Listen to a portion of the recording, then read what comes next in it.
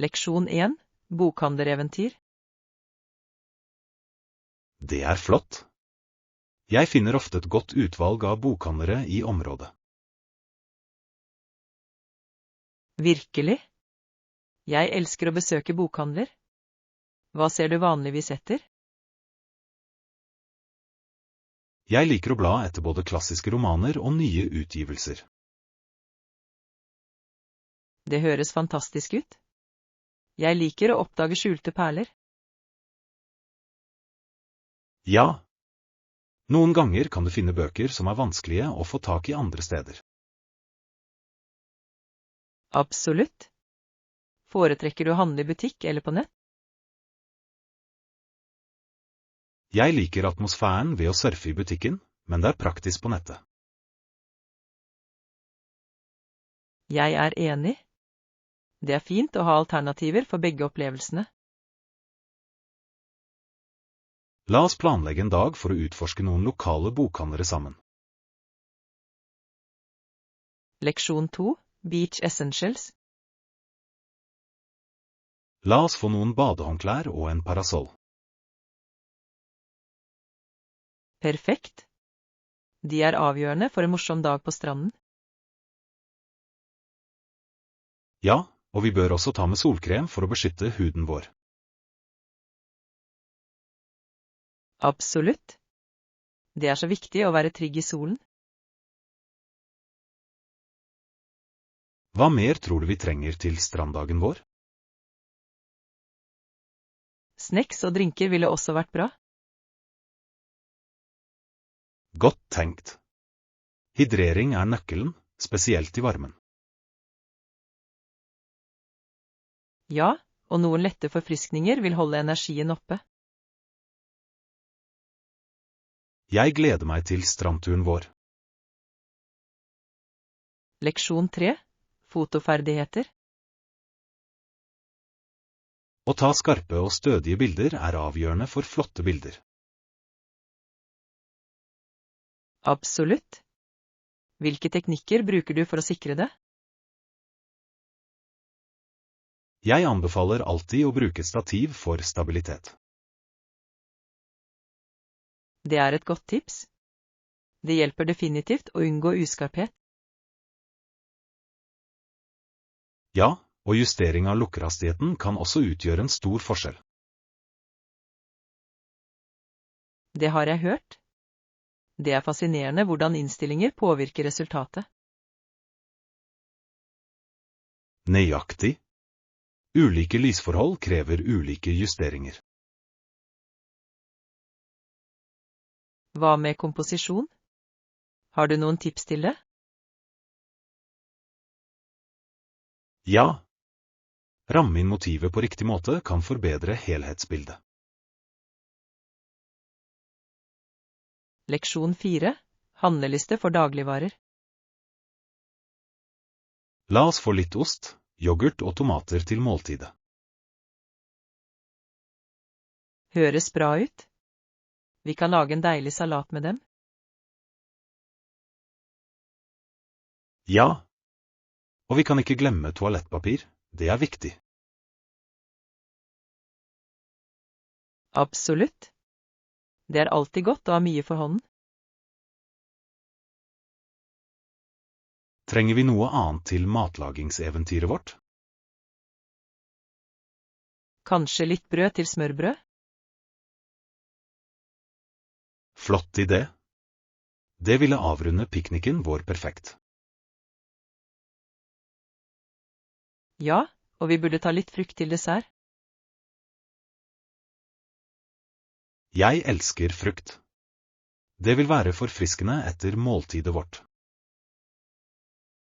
Leksjon 5. Høydepunkter i kontrakten. Fortell meg alt om det. Sikker? Jeg vil dele alle høydepunktene med deg. Det høres flott ut. Hva er hovedpunktene?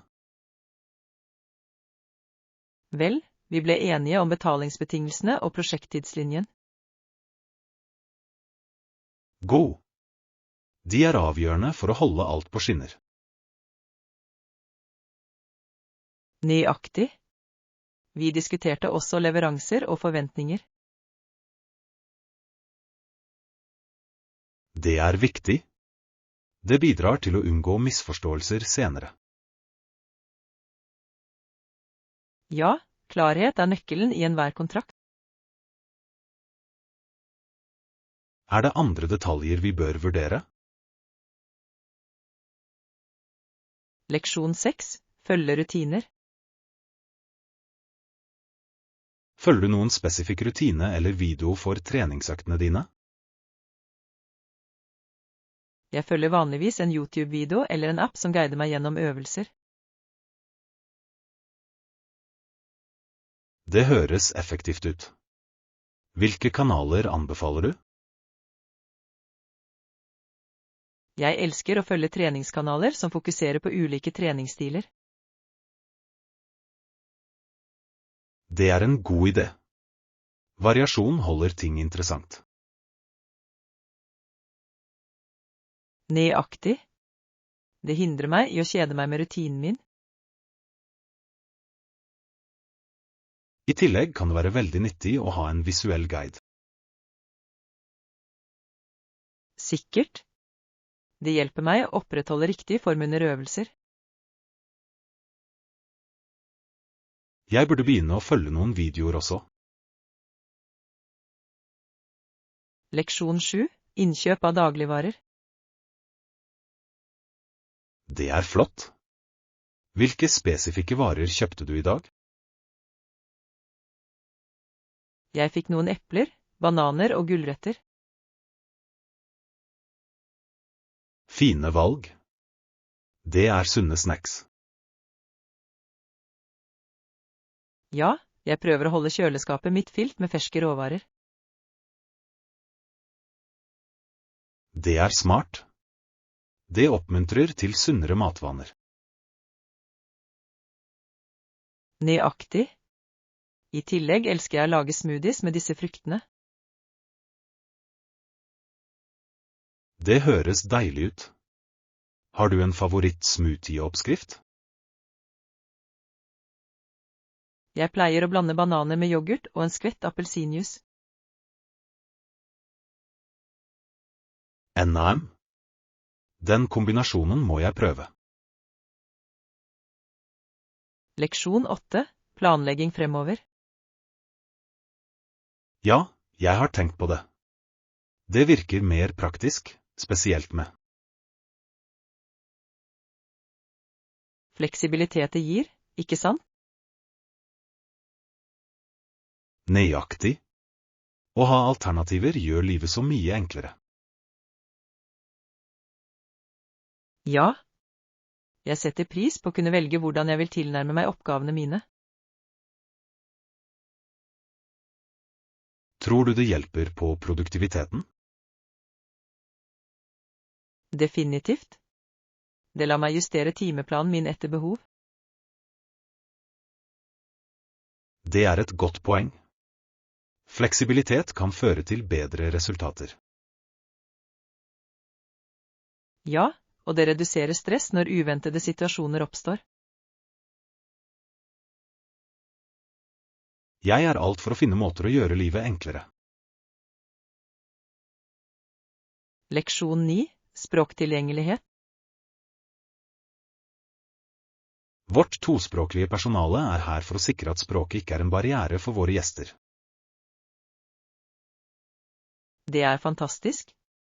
Det er viktig å få alle til å føle seg velkomne. Absolutt. Kommunikasjon er nøkkelen til å yte god service. Ja, og det bidrar til å bygge tillit hos gjester med ulike bakgrunner. Høyere. Det er utrolig hvordan språk kan koble mennesker sammen. Nøyaktig. Jeg tror det forbedrer den generelle opplevelsen for besøkende. Jeg er enig. Det viser at vi verdsetter mangfold og inkludering. Ja, og det gjør samfunnet vårt sterkere. Jeg elsker at vi er forpliktet til å bryte ned språkbarrierer. Leksjon 10. Kenyan Adventures. Turister kan ri ned de smale stiene til bunnen av dalen på muldyr. Det høres ut som en morsom opplevelse. Ja.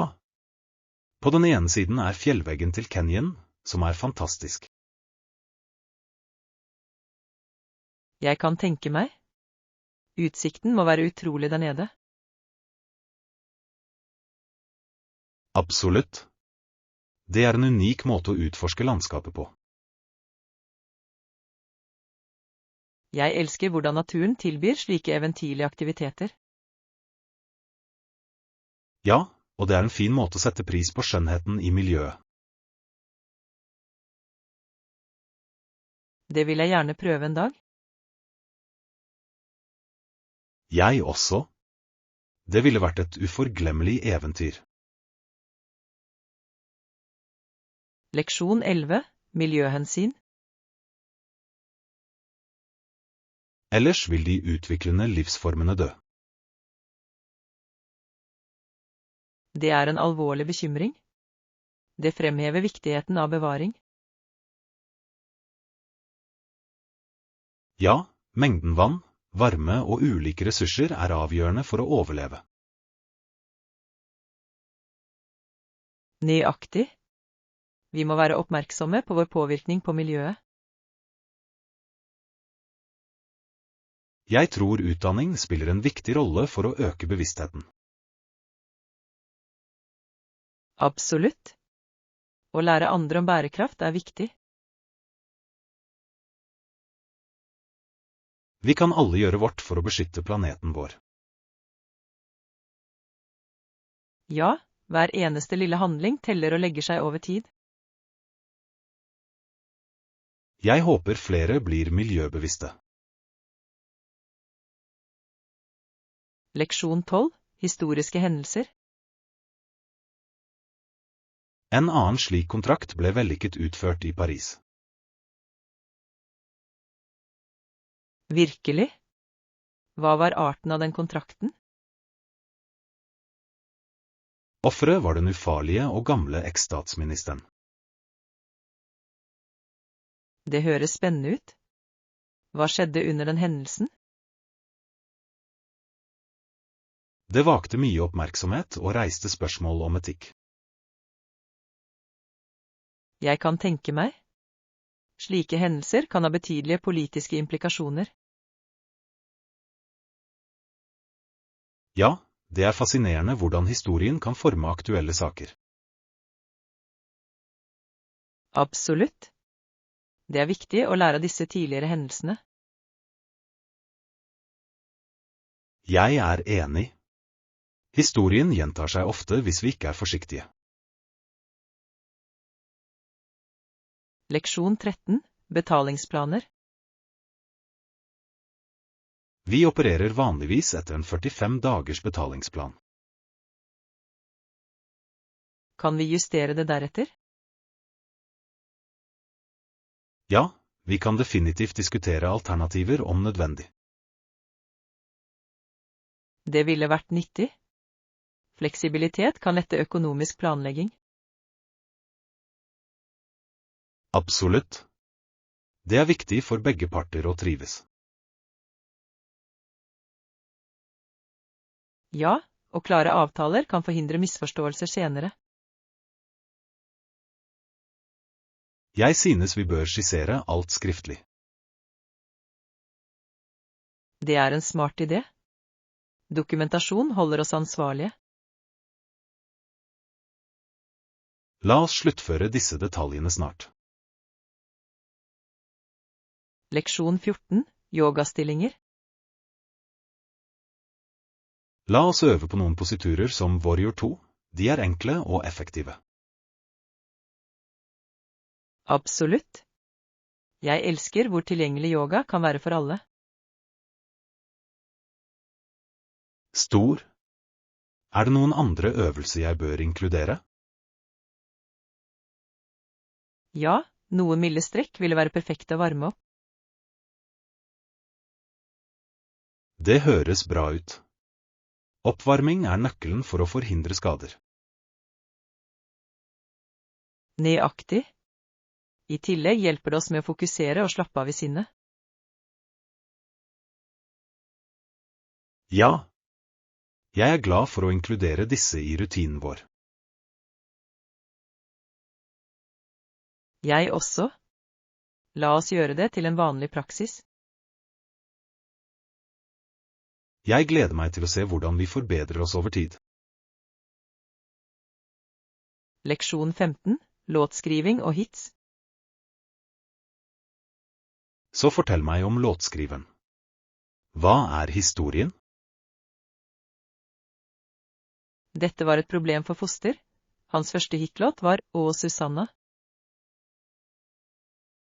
Å, det er en klassiker. Hvilke utfordringer møtte han? Han slet med å få anerkjennelse til å begynne med, til tross for sangens popularitet. Det høres tøft ut. Hvordan klarte han til slutt å overvinne disse utfordringene? Han fortsatte å skrive og opptre, noe som hjalp ham med å bygge tilhengerskare. Utholdenhet er nøkkelen i musikkbransjen. Absolutt. Det er inspirerende å se hvordan besluttsomhet lønner seg. Jeg vil gjerne høre mer om reisen hans. Leksjon 16. Shoppingpreferanser. Ja, jeg fant noen gode alternativer. Hva er det egentlig du leter etter? Jeg prøver å finne et par nye sko, helst noe behagelig. Det er smart. Leter du etter noe spesifikt, som joggesko? Ja, jeg vil ha et par som er bra for fotturer og uformelle utflukter. Stor. Det er så mange merker der ute. Jeg vet. Jeg pleier å sjekke anmeldelser før jeg tar en avgjørelse. Det er en god strategi. Det er med på å sikre at du får kvalitet. Nøyaktig. Jeg vil sørge for at de varer lenge. La oss sjekke ut noen butikker sammen. Leksjon 17. Tilpasning og komfort. Det er flott å se hvor komfortabel han er i sine nye omgivelser. Ja, det kan være utfordrende å tilpasse seg et nytt sted. Absolutt. Du må være villig til å lære nye skikker og et nytt språk. Det er sant. Det kan virkelig berike opplevelsen din. Ja, det hjelper også med å få nye venner. Nøyaktig. Å forstå kulturen hjelper til med å bryte ned barrierer. Jeg beundrer de som tar steget og flytter til utlandet. Jeg også. Det krever mot å gå ut av komfortsonen. Det er givende når du omfavner endringen. Leksjon 18. Finne avtaler. Jeg synes drosjer er ganske dyre sammenlignet med samkjøringsalternativer. Det er sant. Samkjøring kan være mye mer økonomisk. Ja, og du kan ofte se den beregnede prisen før du bestiller. Nøyaktig. Det hjelper deg med å budsjettere reiseutgiftene dine bedre. Bruker du noen spesifikke apper for samkjøring? Jeg bruker vanligvis Uber eller Lyft. De er ganske pålitelige. Samme her. Det er fint å ha alternativer for hånden. Ja, og du kan velge ulike typer turer basert på dine behov. Jeg setter pris på den fleksibiliteten. Det gjør det enklere å reise. Leksjon 19. Å ta pauser. Har du vurdert å ta pauser i løpet av dagen? Absolutt. Korte pauser hjelper meg å lade opp energien. Jeg opplever at det forbedrer fokuset mitt også. Ja. Å gå bort fra jobben i noen minutter kan rense tankene dine. Nøyaktig. Jeg går ofte en tur eller strekker meg. Det er en god idé. Bevegelse hjelper til med å friske opp kropp og sinn. Ja, og det er fint å ta et øyeblikk til å puste. Jeg er helt enig. Det er viktig for å opprettholde produktiviteten. La oss gjøre det til en vane å minne hverandre på å ta disse pausene. Leksjon 20. Å være vitne til lidelse. De frivillige er vitner som forteller verden om grusomheten som skjer. Det er et utrolig viktig arbeid. De bringer bevissthet om kritiske spørsmål. Ja, og deres historier kan inspirere til handling og støtte. Absolutt. Det er viktig for folk å forstå realiteten i disse situasjonene. Jeg beundrer deres tapperhet ved å dele slike vanskelige opplevelser. Jeg også. Det krever mye mot å si ifra. Deres innsats kan føre til meningsfull endring i samfunnet. Ja, og det oppmuntrer andre til å engasjere seg også. Jeg håper flere innser viktigheten av arbeidet deres. Leksjon 21. Fasiliteter og preferanser. Når du leter etter et sted, hvilke fasiliteter må du ha? Det avhenger av dine preferanser. Jeg vil vanligvis ha et godt kjøkken og vaskerom. De er essensielle. Jeg prioriterer også en komfortabel stue. Ja. Det er viktig å føle seg avslappet i sin egen plass. Foretrekker du et treningsstudio eller et basseng i leilighetskomplekset ditt? Et treningsstudio ville være flott for enkelhets skyld, men et basseng er fint for avslappning. Jeg er enig. Det handler om å finne den rette balansen mellom fasiliteter. Nøyaktig. Det er verdt å vurdere hva som vil forbedre livsstilen din. La oss utforske noen alternativer sammen. Leksjon 22. Historisk kontekst. Fletcher Christian seilte til slutt tilbake til Tahiti. Det er en fascinerende del av historien. Hva skjedde etter det? Han ville seile Bounty til de ubebodde Pitcairnøyene. Wow, det må ha vært en dristig reise. Ja, det var et betydelig skritt i etableringen av et nytt liv. Jeg kan bare forestille meg utfordringene de møtte på veien. Absolutt. Det er utrolig hvordan slike hendelser former historien. Ja, de valgene kan føre til dramatiske endringer i samfunnet. Jeg vil gjerne lære mer om deres erfaringer. Leksjon 23. Kulinariske begivenheter. Jeg er spent på å prøve alles hjemmelagde retter på potluck. Det høres fantastisk ut. Det er en sjanse til å fremme fellesskapsånd. Ja, deling av mat bringer alltid folk sammen. Absolutt.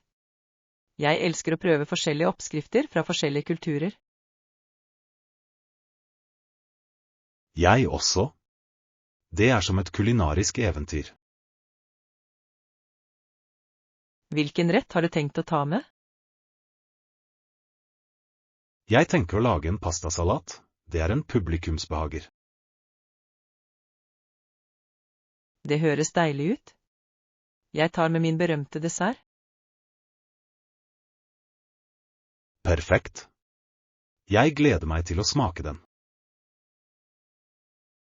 Leksjon 24. Historisk innvirkning. Visste du at erobrerne ødela de store indiske sivilisasjonene i Amerika? Ja, det er en tragisk del av historien. Hele byer og landsbyer var blitt ødelagt. Det er hjerteskjærende å tenke på tap av kultur og liv. Absolutt. Mange av disse sivilisasjonene hadde rike tradisjoner og kunnskap. Jeg lurer på hvor annerledes ting kunne vært hvis de hadde overlevd. Det er en interessant tanke. Deres bidrag til samfunnet var uvurderlige. Ja, å forstå denne historien er avgjørende for å erkjenne tidligere urettferdigheter. Jeg er enig. Det er viktig å lære av historien for å unngå å gjenta feil. La oss fortsette å diskutere hvordan vi kan øke bevisstheten om disse problemene. Leksjon 25. Innkjøp av dagligvarer. Jeg tok akkurat litt melk fra meieriavdelingen. Skjønner det. Skal vi få litt snacks til senere? Ja, det høres ut som en god idé. Hva har du i tankene? Kanskje litt chips eller popcorn til en filmkveld? Gode valg. Jeg elsker å ha snacks mens jeg ser på film. Jeg også. Det gjør opplevelsen så mye morsommere. Bør vi også vurdere noen sunnere alternativer? Absolutt. Hva med noen nøtter eller granolabarer? Perfekt. La oss legge dem til i handlekurven vår. Leksjon 26. Samarbeid. Jeg tror vi må finne en gunstig løsning på dette problemet. Jeg er enig. Vi vil jobbe med det sammen for å sikre at det er effektivt. Perfekt. Hvilke skritt bør vi ta først? La oss samle all nødvendig informasjon for å analysere situasjonen. Høres bra ut. Vi bør også vurdere alles tilbakemeldinger. Ja, det vil hjelpe oss å forstå ulike perspektiver. Avtalt. Når vi har alt, la oss planlegge et nytt møte for å diskutere det. Det er en flott plan. Jeg ser frem til fremgangen vår. Jeg også. Sammen kan vi finne den beste veien videre. Leksjon 27. Morgenrutiner. Jeg må kle på meg for dagen. Og jeg glemmer alltid å re opp sengen min. Det skjer meg også noen ganger. Det er en så enkel oppgave. Ja, men det får rommet til å se så mye ryddigere ut. Nøyaktig. Jeg føler meg alltid mer organisert når sengen min er oppredd. Samme her. Det setter en positiv tone for dagen som kommer. La oss minne hverandre på å re opp sengene våre om morgenen. Flott idé. Små vaner kan gjøre en stor forskjell. Jeg er spent på å se hvordan det påvirker morgenene våre. Leksjon 28. Bryllupsreiseplaner. Hvilken bryllupsgave ga hun deg til bryllupsreisen? 2 flybilletter til Hawaii. Jeg vil utforske øyene. Det høres fantastisk ut. Hawaii er et vakkert reisemål. Jeg gleder meg til å slappe av på stranden og nyte naturen.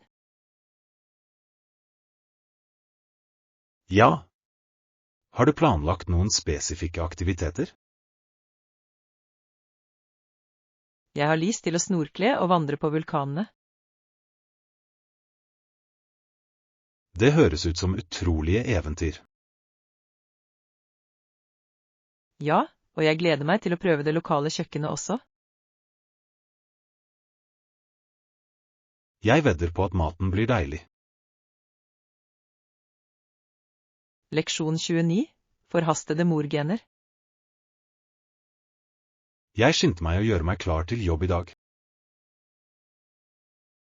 Å nei. Fikk du tid til frokost? Dessverre hoppet jeg over det i morges. Det er tøft. Frokost er så viktig for å starte dagen riktig.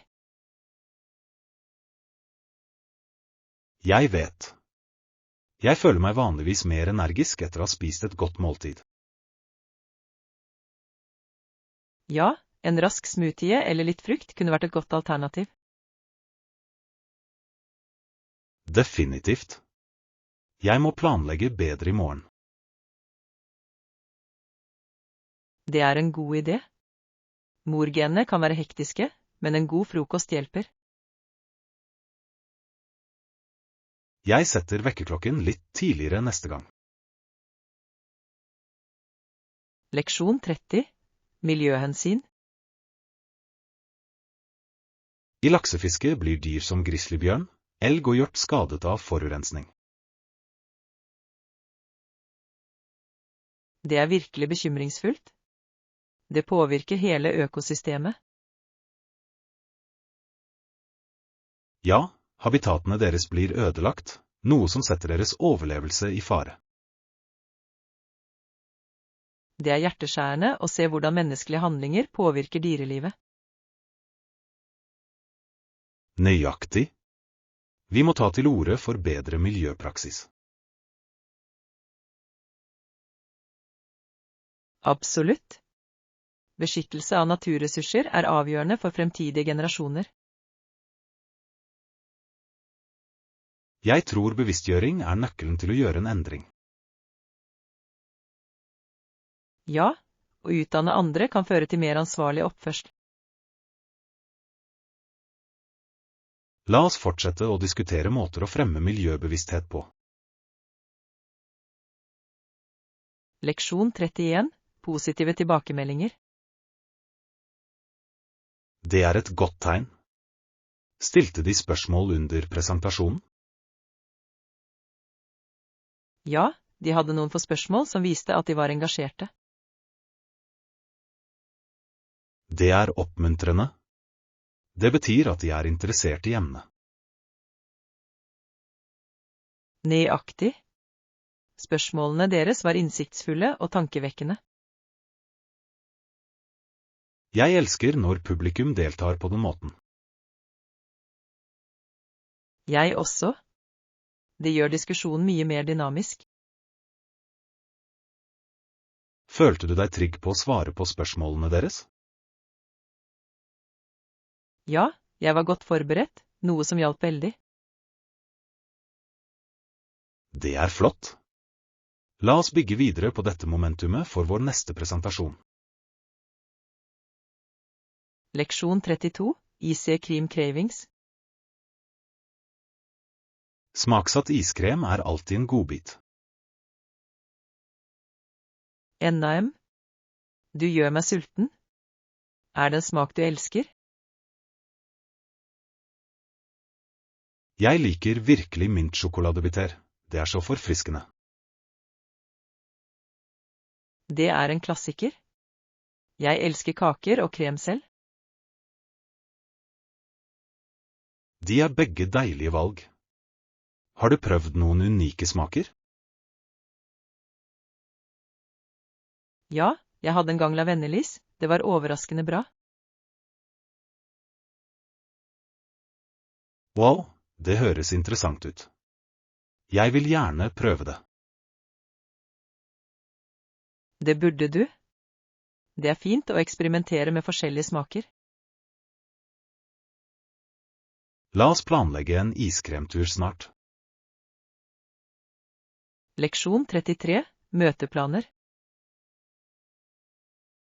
Jeg møter deg ved inngangen til supermarkedet. Greit. Vi sees der klokken 14. Stor. Jeg skal sørge for å komme i tide. Jeg også. Jeg vil ikke la deg vente. La oss holde oss til planen slik at vi kan få alt gjort. Ja, og vi kan ta en kaffe etterpå. Det høres perfekt ut. Det blir en fin pause etter shopping. Absolutt. Jeg gleder meg til ettermiddagen vår. Jeg også. La oss gjøre det til en produktiv dag. Leksjon 34. Ferske produkter. Stor. Jeg skal sørge for å skaffe deg de ferskeste tilgjengelige. Det høres fantastisk ut. Jeg elsker når råvarene er på toppfriskhet. Ja, det gjør virkelig en forskjell i smak. Hvilken frukt eller grønnsak er du mest begeistret for? Jeg kan ikke vente på de modne jordbærene og sprø agurkene. Perfekte valg. Jordbær er også gode til smoothies. Nøyaktig. Og jeg elsker å legge til agurker i salatene mine. Bør jeg også ta noen urter for å forsterke smakene? Ja, definitivt. Friske urter kan heve enhver rett. Jeg skal lage en liste, så vi ikke glemmer noe. Leksjon 35. Fartsrekorder. De gikk for fort gjennom en stor samling isfjell. Det høres risikabelt ut. Forsøkte de å sette fartsrekord? Ja, de prøvde å slå rekorden for den raskeste kryssingen. Wow. Det er et ganske ambisiøst mål. Det er det. Men å navigere gjennom isfjell kan være utrolig farlig.